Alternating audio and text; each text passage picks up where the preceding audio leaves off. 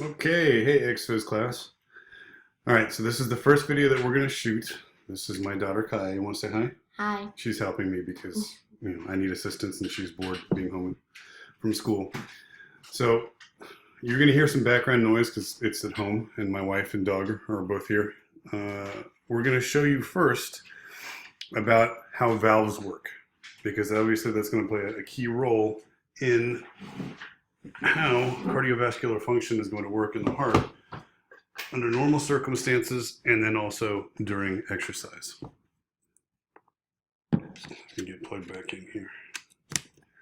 All right, so what we have here is our valve. So let's assume that this is our AV valve. Now we're talking about the left ventricle. Okay, so a valve works like a one-way door. When it's shut, it's not going to open this direction at all. It can only open this way. In this case, we're going to be letting blood out. So with this setup here, this is going to be the left ventricle, and then this is going to be our aortic valve opening into the aorta to let blood out.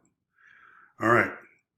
Now, after the blood gets done ejecting blood out, so let me say it again. After the heart gets done injecting blood out, that valve is going to close.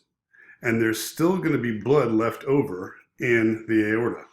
And there's going to be enough blood left over that there's going to be pressure sitting on that aortic valve. And it's going to be around 80 millimeters of mercury of pressure.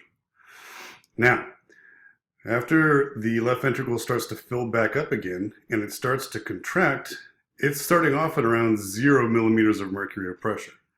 Okay, so for this door to be opened, there's already 80 millimeters of mercury pressure sitting on it, keeping it closed. In order for this door to open, there has to be at least 80 millimeters of mercury on this side. That's going to allow for this door to start to open and for blood to flow out. So when the blood fills up that left ventricle, it's going to be at 0 millimeters of mercury pressure, zero pressure. Then the left ventricle is going to start to squeeze on that blood to build up pressure. And the pressure is going to go from 0 and it's going to start to go up and up and up and up. And eventually it's going to get to 80.000001, and that's going to be enough to push open this door and allow for blood to flow out. Now, the heart is going to keep pressing on that blood until the pressure raises all the way up to about 120.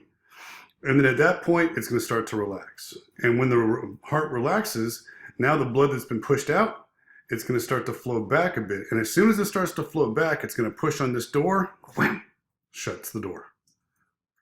Okay, we'll see the rest of this in just a second.